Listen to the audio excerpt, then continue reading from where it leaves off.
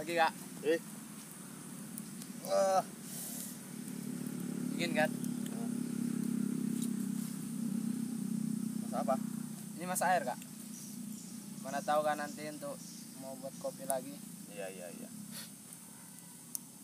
Jadi di kondisi alam seperti ini, survival, kita harus bisa bertahan hidup dan memanfaatkan semua yang ada di hutan. Karena definisinya survival itu adalah bertahan hidup, usaha bertahan hidup dari kondisi yang ekstrim di alam liar. Jadi kan kak, kalau untuk makannya gimana itu kak? Kalau untuk makan itu di alam bebas atau di hutan itu banyak sumber makanan, ya, baik dari buah-buahan, hewan-hewan, bahkan dedaunan itu bisa kita manfaatkan menjadi sumber makanan. Nah, tapi tidak semua apa yang ada di hutan itu bisa dikonsumsi, ya. Contohnya misalnya kayak dedaunan yang beracun, ya, kita harus tahu juga ciri-cirinya, ciri-ciri tumbuhan yang beracun itu gimana, buah-buahan yang beracun itu gimana gitu. Kalau ciri-ciri umum, buah-buahan yang bisa dimakan itu adalah buah-buahan yang makan monyet. Nah, jadi kalau misalnya kita lihat ada buah-buahan dan ada bekas digigit monyet atau dimakan monyet, nah itu bisa dimakan gitu. Jadi kan kak, untuk air seperti inilah kan, kita mau masak air. Itu kita kan nggak tahu posisi kita itu lagi ada di hutan. Kan kita nggak tahu tuh seluk-beluk hutan itu seperti apa. Dan kita juga nggak tahu posisi air yang bagus itu di mana. Ya. Jadi kalau kita tersesat di hutan dan kita akan melakukan survival atau kita bakal bertahan hidup, yang pertama kita lakukan itulah orientasi medan, orientasi lapangan. Kita harus melihat dulu kondisi lapangan kita, ya, termasuk datarannya, termasuk sumber makanannya, termasuk sumber airnya, gitu. Jangan terlalu jauh untuk membangun pipa dari sumber air, kayak gitu. Jadi kita harus lihat dulu sekitar ada sumber air dan kita sekitar beberapa meter baru kita membangun pipa di sekitar situ. Nah, air juga harus kita lihat ciri-ciri air yang bisa diminum. Yang pertama itu tidak berwarna, tidak berbau, dan tidak berasa. Itu 3 ciri air yang bisa diminum. Nah, lebih bagus lagi air yang bisa diminum itu air yang mengalir. Air yang mengalir itu biasanya bisa langsung diminum. Karena apa? Karena bakterinya tidak tergenang di situ. Kalau air yang tergenang itu bakterinya juga ikut tergenang di situ. Kayak gitu.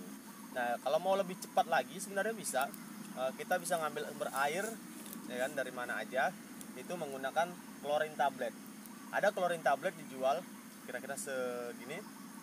Itu air kita ambil di botol, kita langsung masukkan aja klorin tablet itu ke dalam air itu. Tunggu larut beberapa saat, itu bisa langsung diminum. Bersih dan nggak ada rasanya kayak air putih biasa. Tidak perlu dimasak lagi. Nggak perlu dimasak lagi. Kayak gitu. Kalau untuk ini kan kita lagi posisinya tersesat. Kan nggak mungkin kita itu berlama-lama di hutan kan, menghindari yang pertama hewan buas, yang kedua pasokan pangan kan tidak memadai. Itu kita harus ngapain itu? Ya, setelah kita bertahan hidup minimal 1 malam, kita bertahan hidup di hutan belantara saat kita tersesat. Setelah paginya kita langsung cepat-cepat berkemas, ya, dan langkah awal kita harus tahu, ya, menentukan arah mata angin, di mana utara, di mana barat, timur, dan selatan, kayak gitu, untuk kita bisa menuju ke daerah pemukiman. Nah, yang pertama itu kita lihat matahari. Matahari terbit dari mana? Dari timur. Matahari terbit dari timur. Nah, setelah kita tahu matahari terbitnya dari mana, kita tahu itu timur, ya. Setelah kita tahu timur, kita tahu barat. Setelah kita tahu barat, kita harus tahu utara dan selatan. Itu cara mudahnya untuk menentukan mata angin, arah mata angin.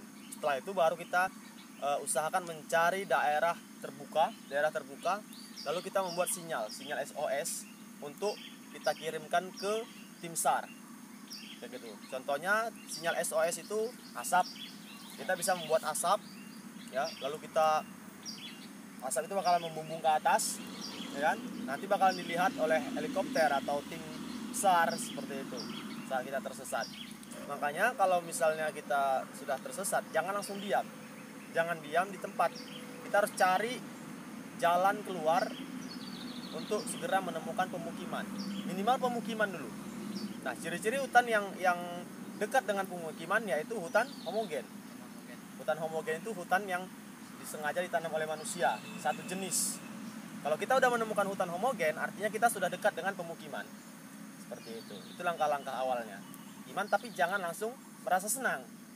Gitu. Kalau kita udah ketemu sama hutan homogen, kita jangan langsung senang. Terus berjalan.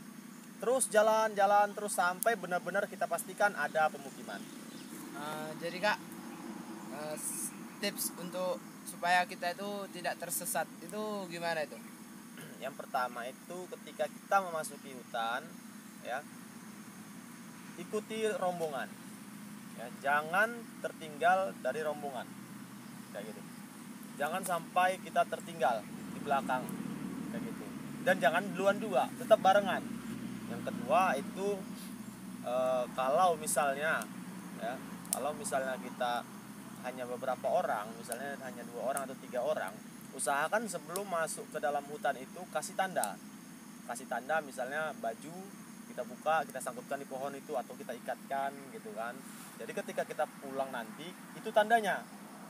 Nah, sepanjang jalan kita kasih tanda, sepanjang jalan kira-kira jarak berapa puluh meter itu kita kasih tanda, jarak berapa puluh meter kita kasih tanda, terserah mau tanda apa aja kayak gitu. Yang penting kita hafal tandanya. Jadi pas kita mau pulang nanti, kita tinggal ikuti tanda itu untuk menuju jalan keluar. Kalau bisa dia sesuatu yang mencolok. Kenapa? Itu juga selain kita untuk ngasih tanda kita jalan keluar, itu juga untuk bantuan pada tim SAR ketika kita tersesat. Misalnya kita tersesat, kan gitu, nggak tahu jalan keluar. Nanti ada tim SAR datang, tim SAR tinggal ngikuti tanda kita itu, lebih gampang pencariannya. Kecuali mati tenggelam ya. Kalau mati tenggelam dia nggak nampak.